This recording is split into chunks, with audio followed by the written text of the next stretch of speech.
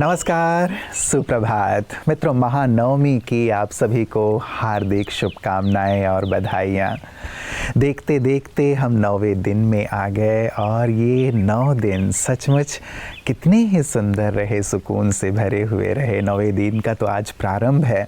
8 दिन हमने देवी माँ के 8 अलग अलग रूपों को देखा, जाना और सचमुच कितनी गहराई है इन स्वरूपों में। अपने जीवन में यदि हम इन स्वरूपों के जो सुंदर भाव हैं, उनके एक एक गुण और विशेषताओं को अपने अंदर लाते चलें तो हमारा जीवन भी कितना सुंदर हो जाएगा।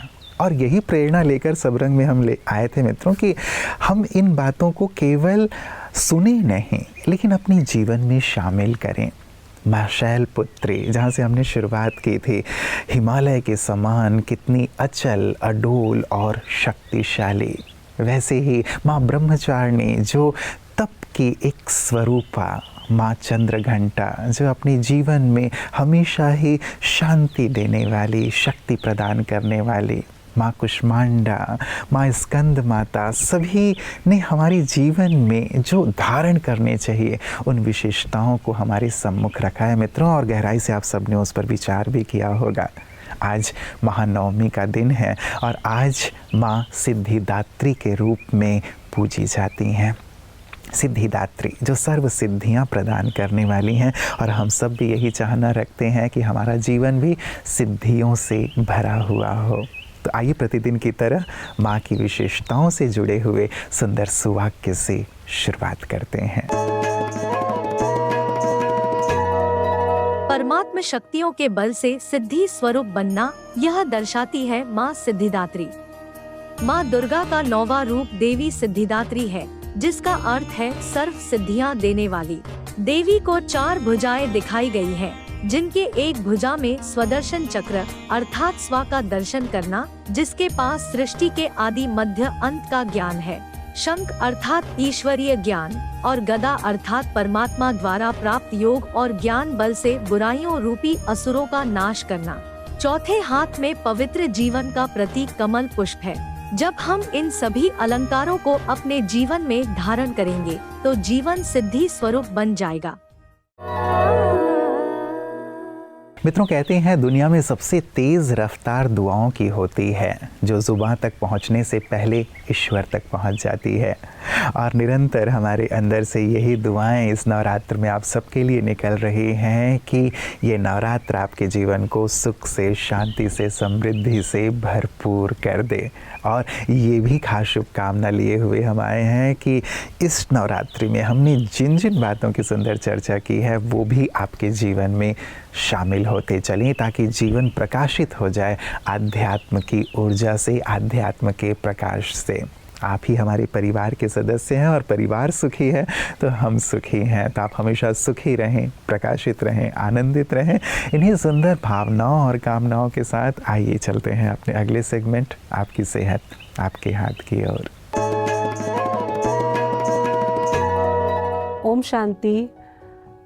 हम सबको लगता है कि हमारा चेहरा बहुत चमकना चाहिए, यानी कि स्किन में ग्लो होनी चाहिए।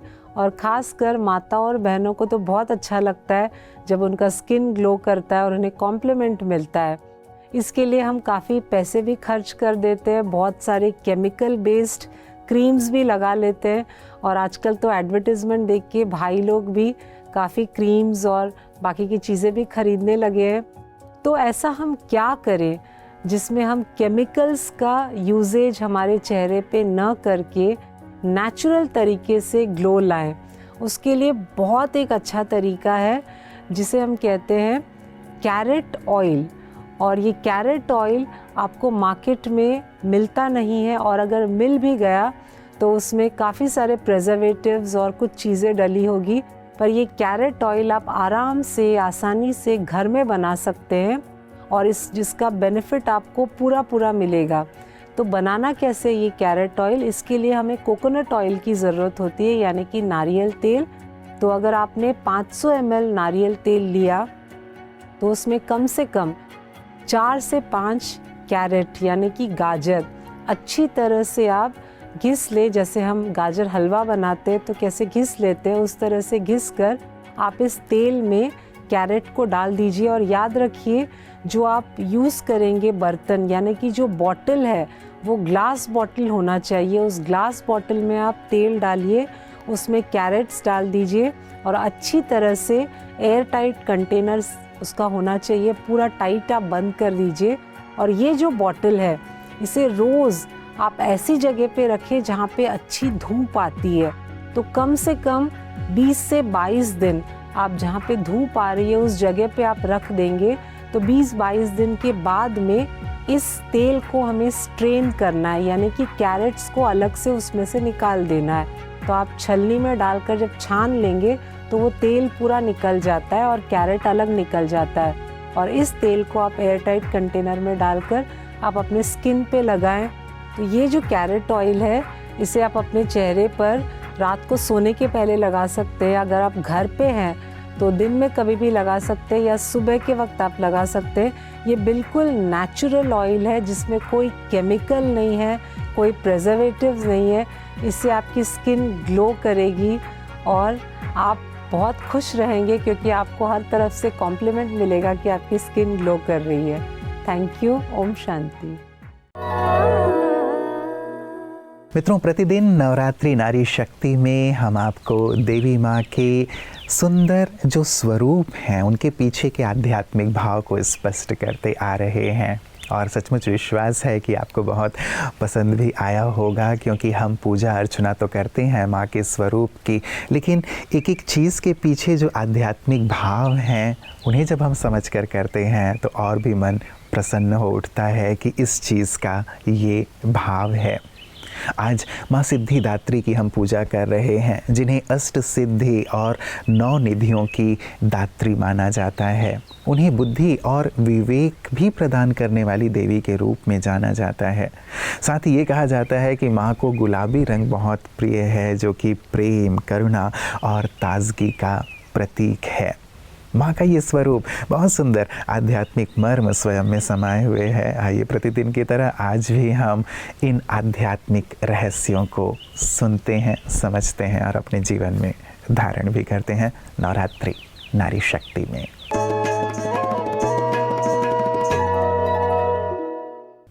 ओम शांति। नवरात्रि का 9वां दिन आ पहुंचा है। आज हम सिद्धिदात्री माँ को याद कर रहे हैं। सिद्धिदात्री माँ अर्थात शिव के साथ जो अर्धांगिनी बनी, अर्धनारीश्वर में भी शिव के साथ वो स्वरूप जो सिद्धि का दिखाया गया है। शास्त्र तो इतने तक कहते हैं कि शिव ने भी शक्ति के द्वारा यानी पार्वती के द्वारा कुछ सिद्धियां प्राप्त की थी। आवश्यकता अनुसार परिस्थिति अगर डिमांड करती है तो हम अपने आप को बड़ा बना दें, यानी कि बड़प्पन धारण कर लें और सबको क्षमा कर दें। ज़रूरत पड़ने पर हम नम्र बने, झुक जाएं, हम छोटे बन जाएं, बालक बन जाएं। आवश्यकता पड़ने पर हम अपने मान का त्याग कर दें। आवश्यकता पड़ने पर हम समस्त जिम्मेवारी उठाकर और सबसे आगे लीड रोल में आ जाएं। यानी सभी प्रकार की सिद्धियां हमारे में आ जाए, तभी जीवन में हर कार्य को हम बखूबी कर सकते हैं। आज के दिन हम वो सिद्धियां अपने अंदर प्राप्त करने की आराधना करें, मन को एकाग्र करें, परमात्मा शिव से जोड़ें, क्योंकि शक्तियों का समस्त स्रोत तो वो एक ही है।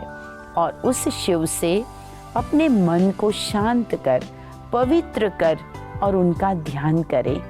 तो सिद्धिदात्री माँ की तरह हमारे जीवन में भी अष्ट सिद्धियाँ और 9 निधियाँ अर्थात अनेकानेक खजाने प्राप्त होंगे और शक्तिशाली जीवन ही सफल जीवन होगा।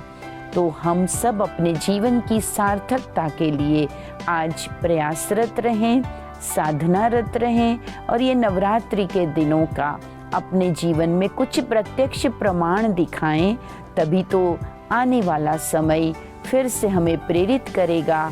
हम स्वयं भी एक आदर्श और उदाहरण बनेंगे। ओम शांति। मित्रों, जब कभी भी जीवन में कोई विपत्ति आती है, चुनौती आती है, परेशानी आती है, तो ऑटोमेटिक ही हमारा मन ईश्वर की ओर झुक जाता है, देवी देवताओं की ओर झुक जाता है, क्योंकि हमारे अंतर मन में ये भाव बहुत गहराई से समाया हुआ है कि जब कभी भी विपदा आएगी जीवन में तो ईश्वर या हमारे इष्ट ही हमें इन विपदाओं से मुक्त करेंगे, दूर करेंगे इन दुखों से हमें। मित्रों, यदि विपदाओं के समय हम याद करते हैं तो विपदाएं दूर हो जाती हैं, और यदि हम, विचारणीय बात है, सदा ही उन्हें याद करें तो जीवन में विपदाएं आएंगी ही नहीं। When I came to Brahma Kumaris, it was beginning of my new life. It's really. Maybe 6 years ago, I was invited to New Year celebration in Moscow, Brahma Kumaris house. And I was very impressed, very impressed. New, unknown for me faces, lightness. Each face is beautiful. I was very impressed. I talking with leadership, and the next day I began the main course, the main bigger course. But they doing special thinking, because thinking for 25 years, so not country. And when I began the first course, I grows up as BK, and I enjoy a lot. My mind was clear, but it will clear more and more and more. I felt lightness. I throw away only hard things, only all heavy, all heavy.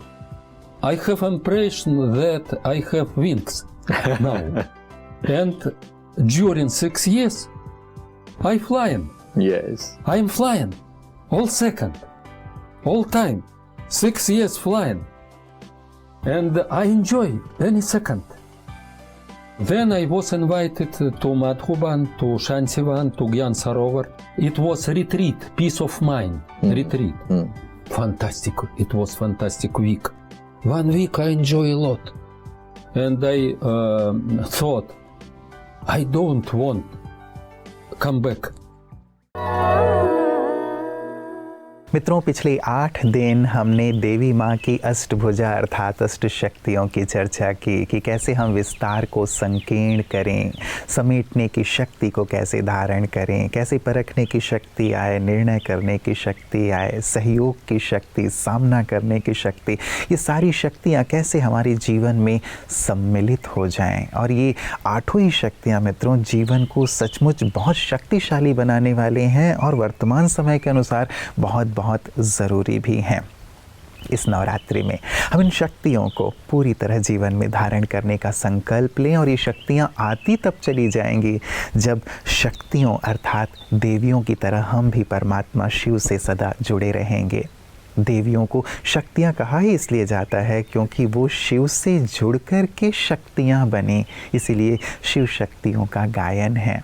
हम भी अपनी इन शक्तियों, अपनी इन आराध्य देवी माँओं की तरह अपने आप को परमात्मा शिव से जोड़ें और उनसे सर्व शक्तियाँ प्राप्त करते हुए अपने आप को शक्तिशाली बना लें, ताकि जीवन के उतार चढ़ाव में सतत आगे बढ़ते रहें और साथ ही औरों को भी शक्ति प्रदान कर सकें।